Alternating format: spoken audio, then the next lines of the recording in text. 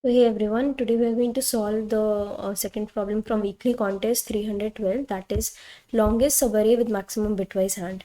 You are given an integer array nums of size n and you have to consider a non-empty subarray from nums that has the maximum possible bitwise and.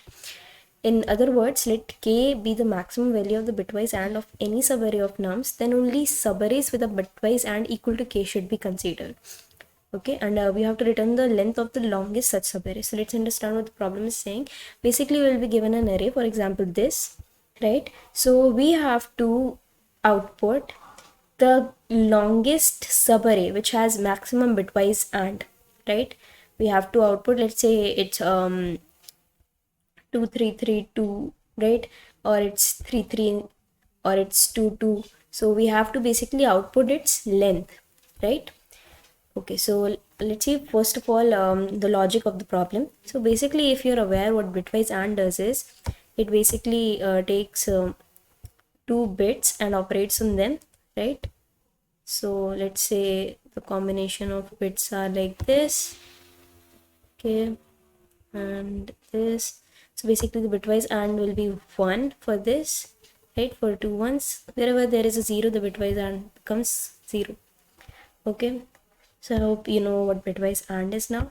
So now we want to search in this subarray the bitwise, the maximum bitwise AND.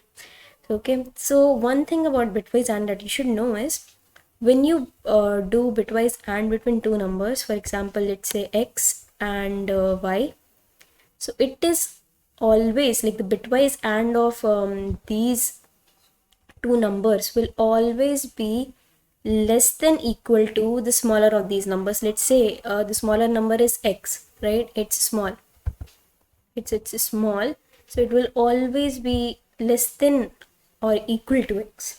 Okay, so let's see with an example. Let's say we have 3, right? In this case, let's take 2 or 3, right? So 3 can be represented by 1 1 and 2 can be represented by 1 0, right? So if you take bitwise AND of these two numbers, what do you get? For 1 0 0 and for 1 1 1, so that is equal to 2.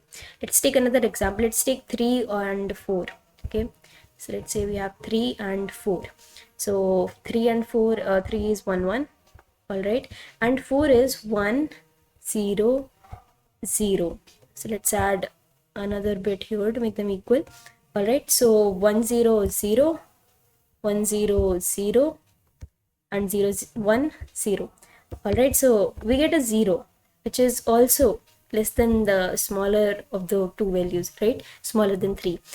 So that is one property about bitwise AND. That is what we are going to use here. So that means whatever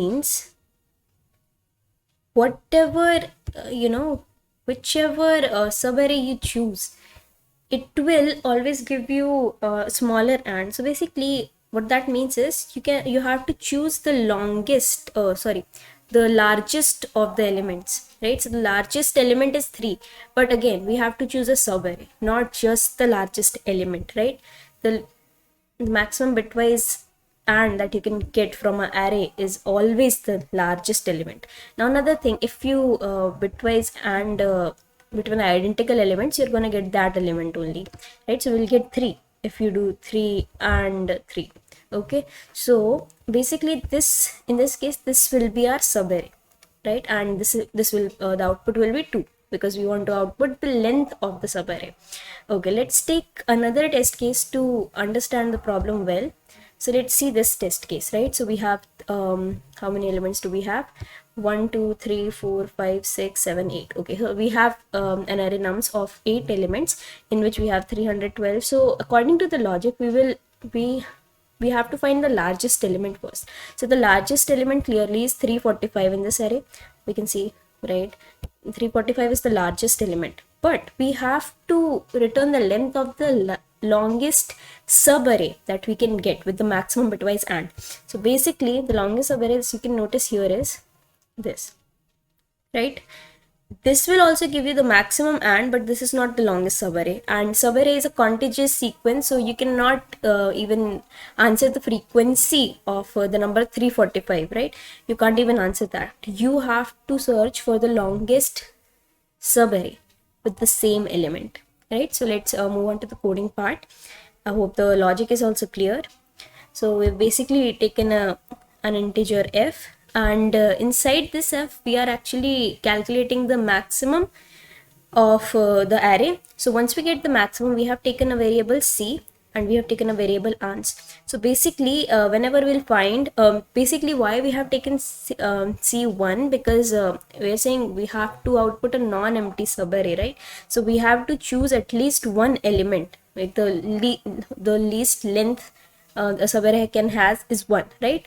We cannot output 0, so that's why we have taken 1 1. So whenever we'll find nums I and nums I minus 1, basically we're doing this for adjacent elements, right? The adjacent elements should be same, only then we'll do c++, else we are also taking an variable ans which will store the maximum, right? The maximum of the subarrays, and then we have returned ans.